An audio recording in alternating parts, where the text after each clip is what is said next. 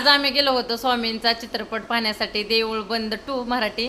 आणि एवढा छान चित्रपट आहे ना, जेवढा इमोशनल आहे तेवढाच हलका फुलका आहे. खूप छान स्नेहलताईने काम केलेलं आहे.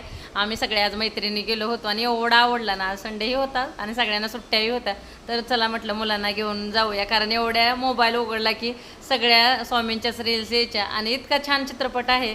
मला तर एवढा आवडला आणि महिलांनी खरंच पाहण्यासारखं आहे स्वामींच्या, कारण खूप साऱ्या महिला खूप स्वामींची सेवा करतात, भक्ती करतात. आता आपल्याला तर अजून काय अक्कलकोटला मी तर कधी गेली नाही, कारण जवळ जे आहे तिथंच आपण पहिल्यापासून जे जातो तसं. तर म्हणतात स्वामींनी जेव्हा बोलवलं आहे तेव्हाच अक्कलकोटला जाणं होतं. तर बघू आता आमचं कधी होतंय, पण चित्रपट तर जवळ झालेला आहे आत्ता आणि एवढा छान आहे ना, मला तर खरंच खूप आवडला. नाही आमच्या सगळ्या मैत्रिणींनी आहे. खूप हलका फुलका आणि छोटासाच मस्त असा फॅमिलीसोबत पाहण्यासारखा चित्रपट आहे. तर तुम्हीही एकदा नक्की जाऊन ट्राय करा पाहायला. आणि आम्हाला सगळ्यांना आवडलं. गुड्डू, तो आला होता ना इकडे, कसा वाटला तू सांग बरं.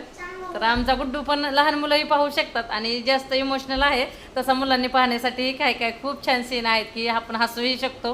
पूर्ण इमोशनल मूवी नाही. आणि स्नेहलताईंना म्हणजे पूर्ण सिरियलमध्ये कितीही त्या डिस्टर्ब असल्या तरी त्यांचा आवाज आणि त्यांचं जे उत्साह तो कमी झाला नाही. सगळीकडे एकसारख्या चित्रपटमध्ये जेवढा इमोशनल असेल तेव्हा पण, मंदिरात पण आणि स्वामींसोबत बोलतानाही, आणि सगळ्या जे पिक्चरची स्टोरी आहे तर सगळ्यासोबत एकच त्यांचा आवाज आहे. कितीही इमोशनल असले तरी सगळीकडे असा एकच आवाज. आणि एवढा छान चित्रपट आहे, एकदा नक्की जाऊन पहा.